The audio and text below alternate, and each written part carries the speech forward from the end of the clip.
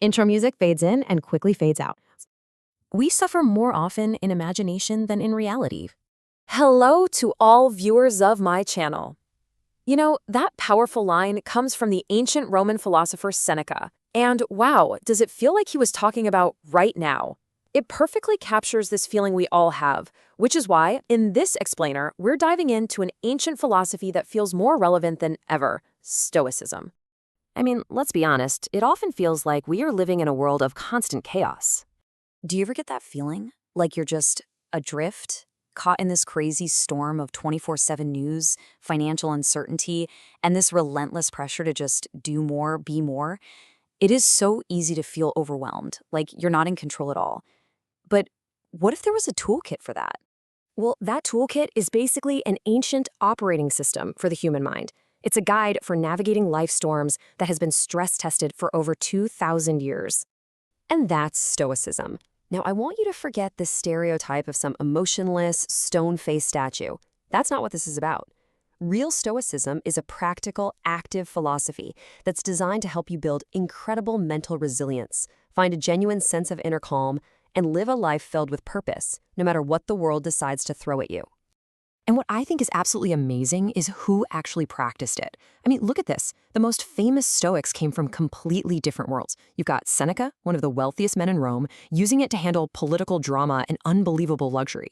Then you have Epictetus, who was born into slavery, using it to find mental freedom when his body wasn't free. And then there's Marcus Aurelius, the literal emperor of Rome, writing in his private journal to cope with the crushing pressure of ruling the known world.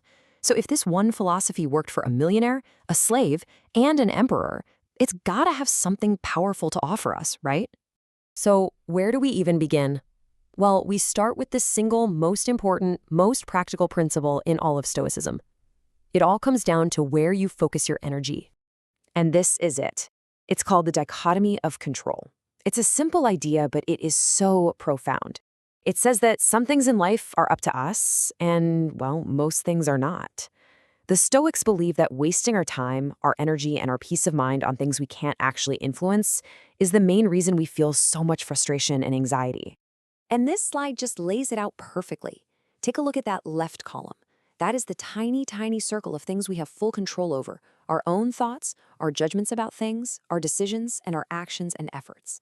That's pretty much it. Everything else, what happens in the world, what other people think of us, the economy, even the final outcome of our efforts, all of that is in the right column, totally outside of our complete control. The entire practice of Stoicism really boils down to this one discipline. Pour all of your energy into the left column and learn to practice acceptance for everything in the right. Okay, so that's the theory. Sounds good, right?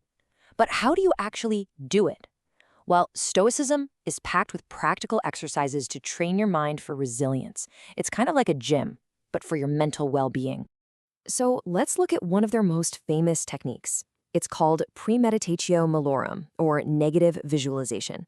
Now, I know it sounds super grim, but trust me, it's incredibly powerful.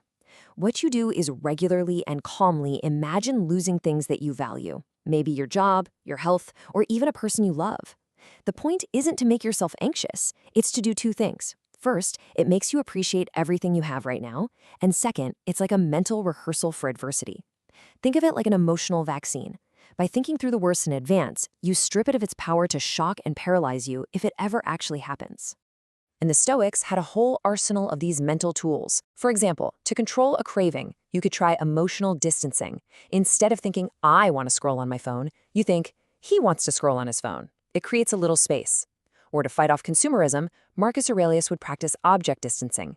He'd describe a fancy wine not as this amazing vintage, but just as fermented grape juice. See? The goal is always to see things as they are, without all the emotional stories we add on top. And if any of this is starting to sound familiar, well, it should.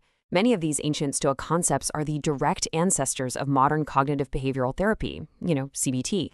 The idea that it's our judgments about events, not the events themselves, that upset us, that's the core of cognitive restructuring. The dichotomy of control, that's all about focusing on your zone of influence. So this isn't just some dusty old philosophy. It's literally the foundation of one of the most effective therapeutic models we have today. But here's the thing. Stoicism isn't just about gritting your teeth and enduring hardship. It's about flourishing. The ultimate goal isn't just to be calm, it's to live a good, meaningful, and purposeful life. And to do that, the Stoics used these 4 cardinal virtues as their moral compass. There's wisdom, which is really about knowing what's truly good from what's bad. Courage, which is about doing the right thing, especially when it's hard. Justice, which means being fair and good to other people. And temperance, or self-control, which is about mastering your own desires. For a Stoic, focusing on these virtues in every action is the only true measure of a successful life. So ultimately, by practicing all these techniques, you're not trying to control the world outside of you. You're building something way more important inside of you. You're building an inner fortress. The psychologist and Holocaust survivor Viktor Frankl captured this idea perfectly. He wrote that everything can be taken from a person but one thing, the last of the human freedoms, to choose one's attitude in any given set of circumstances, to choose one's own way. That freedom, that inner strength, that's the fortress, and no external event can ever break it down. So here are the key lessons to take with you from all of this. First, focus your energy only on what you can control, your own thoughts and your own actions. Second, prepare your mind for life's inevitable challenges to lessen their sting.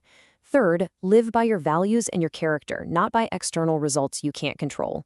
And finally, always remember that your true source of calm and strength is and always will be inside of you. Because the world outside is always going to be unpredictable and chaotic. The only real question left is, what will you build inside? If you found this little guide to Stoicism useful, please do hit that like button and subscribe for more explainers on these timeless ideas. And definitely let us know in the comments what other philosophies or topics you'd like us to break down next. Thanks so much for watching.